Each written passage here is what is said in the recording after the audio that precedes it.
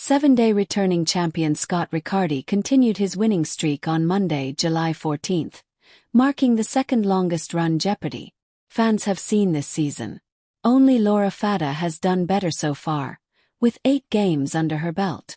One more win, and Riccardi ties her record while padding his already impressive $182,901 total.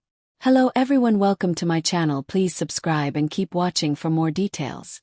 Standing in his way were 2 determined challengers: analytics manager Amanda Hopkins from New Providence, New Jersey, and tutor Paul Swain from Vancouver, Washington, both ready to end his run and start one of their own.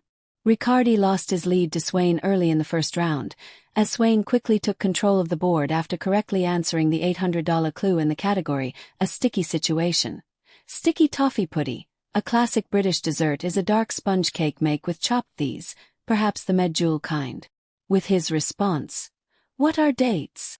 Swain took the lead with $1,400. Hopkins soon nabbed second place with a clue in the dough category.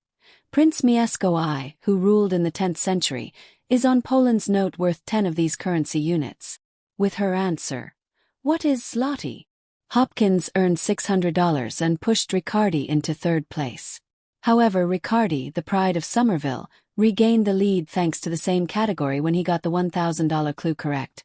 Ask someone to share a few bob in Kenya or Uganda and you might get the currency, call it this, like the old British coin. With his answer, "What is a shilling?" he brought his total back up to $2,400 and reclaimed the lead. While in control of the board, Riccardi found the first daily double in the words of weather category under $800. Making it a true daily double, he wagered everything on the following clue: "Don't look for this hyphenated companion when dark clouds roll in. What is a fair weather friend?" With that correct answer, Riccardi pulled ahead of his competitors with $4,800.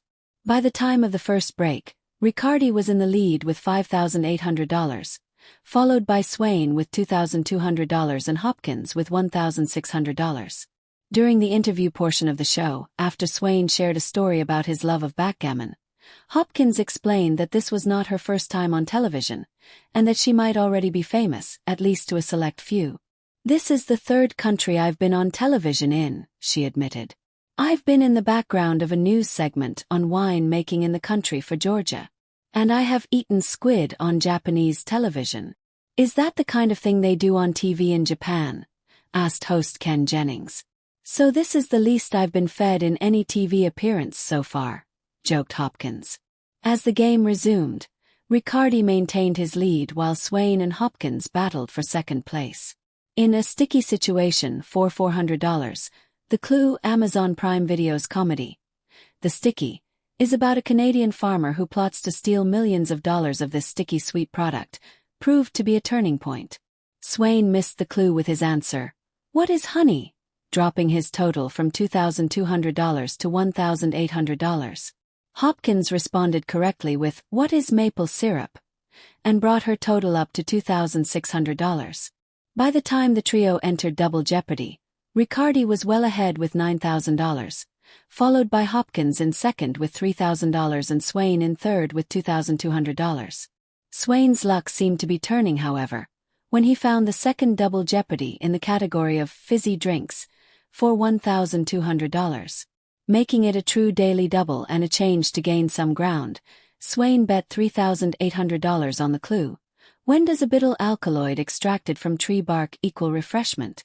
"When it's this distinctly flavored ingredient in tonic water." Unfortunately, Swain was unable to answer and ran out of time, leaving him with $0. The answer was quinine.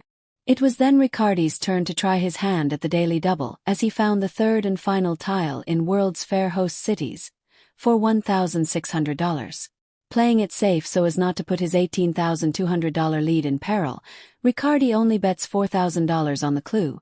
Always willing to host a G-Day, this city at the head of Port Phillip Bay stepped up in 1880 and got sporty for the Olympics in 1956. With his answer of "What is Melbourne?"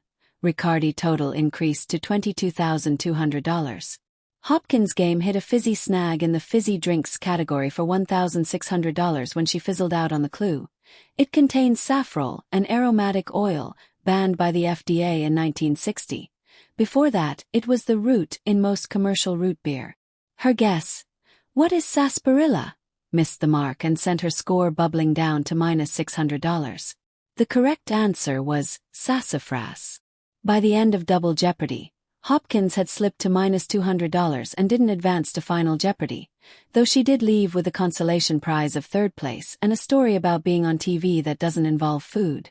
Swain moved on to the final round with $3,600, ready to face Riccardi, who stormed into Final Jeopardy with a towering $34,200. In the category of awards, the Final Jeopardy clue was: in the 50-year history of Saturday Night Live, he's the only cast member to have won an Oscar, and it wasn't for a comedy. Swain guessed, "Who is Bill Murray?" but it was incorrect. Having wagered his entire $3,600, he dropped to $0. Riccardi didn't fare any better, responding with just a. The correct answer: Robert Downey Jr., a long-forgotten cast member from the 1980s who won for his role in Oppenheimer. Riccardi had wagered a bold $15,800, bringing his final total down to $18,400.